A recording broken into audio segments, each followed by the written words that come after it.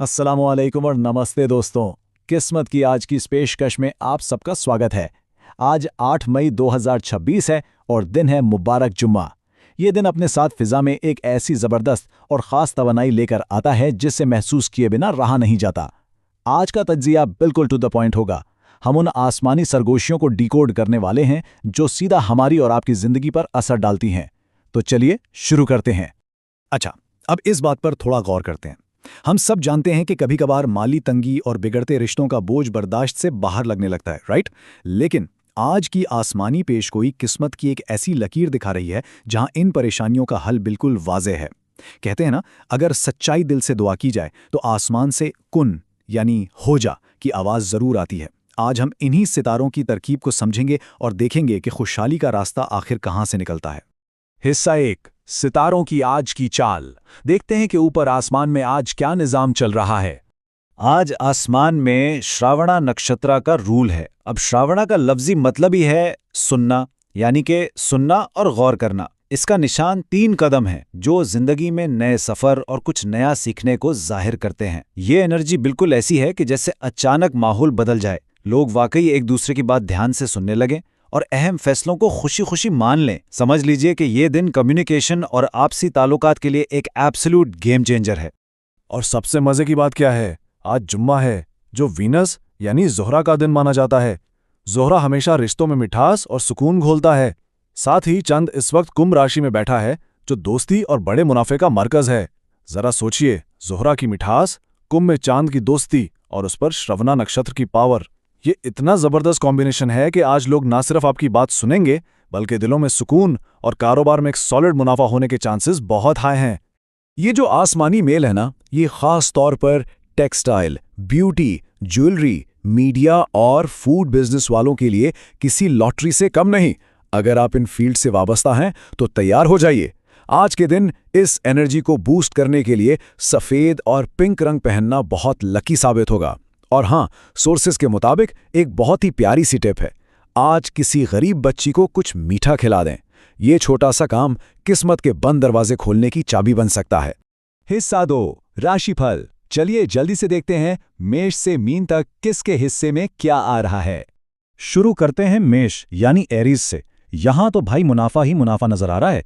पुरानी इन्वेस्टमेंट्स अच्छा फल देंगी और मुआशरती हलकों में इज्जत बढ़ेगी।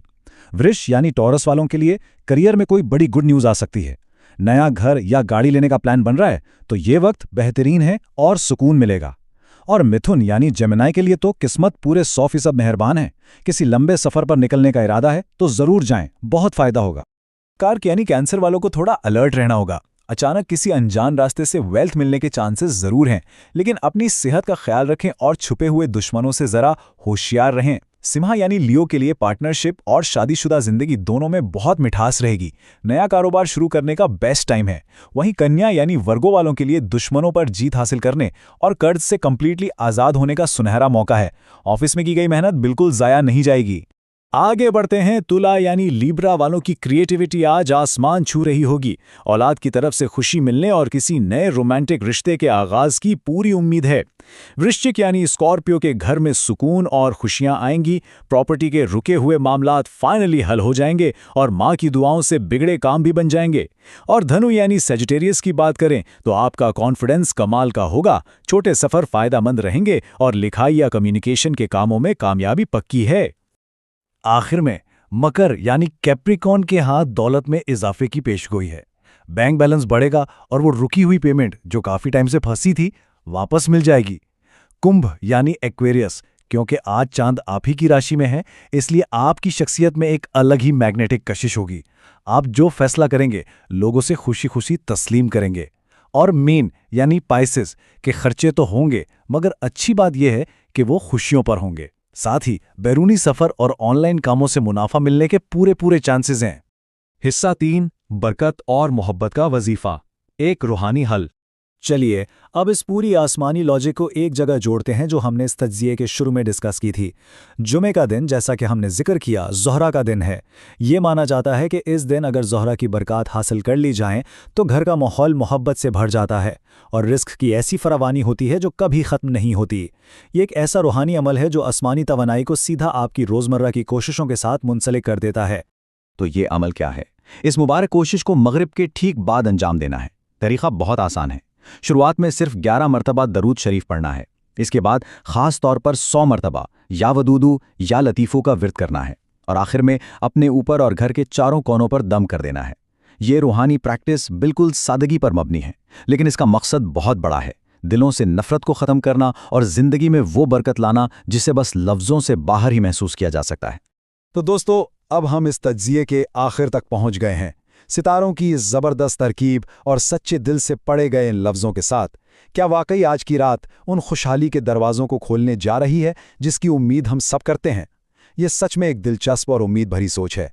दुआ है कि ये मुबारक जुमा आप सबकी ज़िंदगी में आसूदगी और ढेर सारा सुकून लेकर आए। अगर ये तज्ज़िया पसंद आया हो तो कमेंट्स में या लतीफ़ू ज़रूर लिखिए और इस रूहानी महफ़िल में अपनी हाज़िरी लगाइए। इस मालूमात को अपने दोस्तों और फैमिली के साथ ज़रूर शेयर करें और मज़ीद ऐसी ज़बरदस्त अपडेट्स के लिए किस्मत चैनल को सब्सक्राइब करना बिल्कुल ना भूलें। हफ्ता यानी सैटरडे के नए तज्ज़िये के साथ जल्द मुलाकात होगी। तब तक के लिए अल्लाह हाफ़िज़।